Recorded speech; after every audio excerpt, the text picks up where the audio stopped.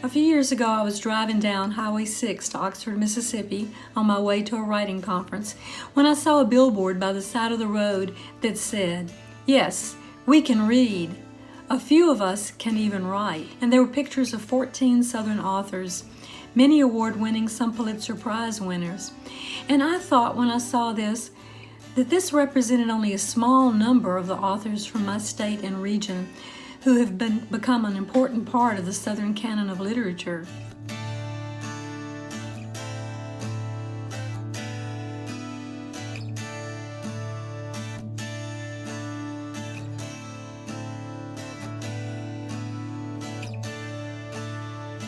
It's more than a good read. It's meaningful to people.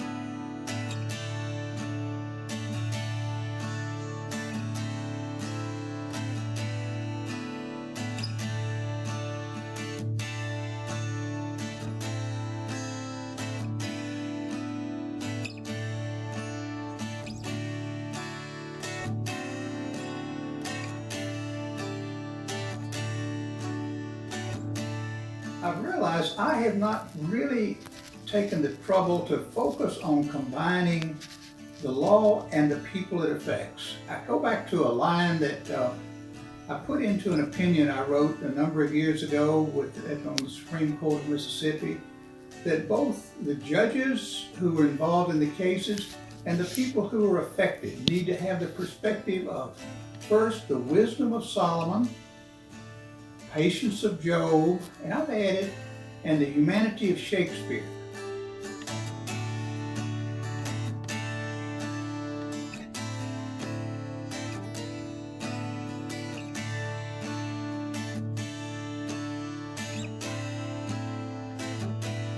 Now, there are several different places that claim to be the real crossroads, of course. The real crossroads is in your head or in your room where you sit down and practice. But Robert Johnson used to sit down and practice in a certain cemetery, I found out recently. He actually took lessons and practiced there. So get down there, go to the crossroads, go eat some good food, hear some music, have a good time.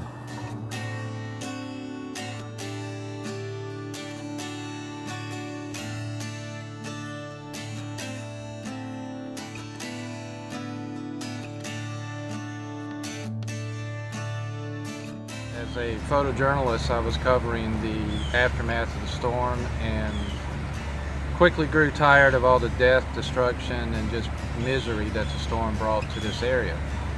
So I made a promise to myself to show a beautiful Mississippi Gulf Coast, not a destroyed Mississippi Gulf Coast.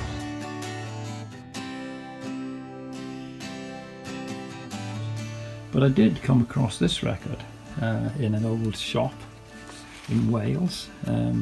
It was the Mississippi Blues in transition. Amongst the tracks on this, I don't know if you can read this, but here is Mississippi John Hurt. And it said that John Hurt was born in Teoc, Mississippi in 1894, which was a little bit wrong. It was 1892. And he lived in nearby Avalon all his life until his rediscovery in 1963. Here is the record, and here it is. So this is you're actually hearing on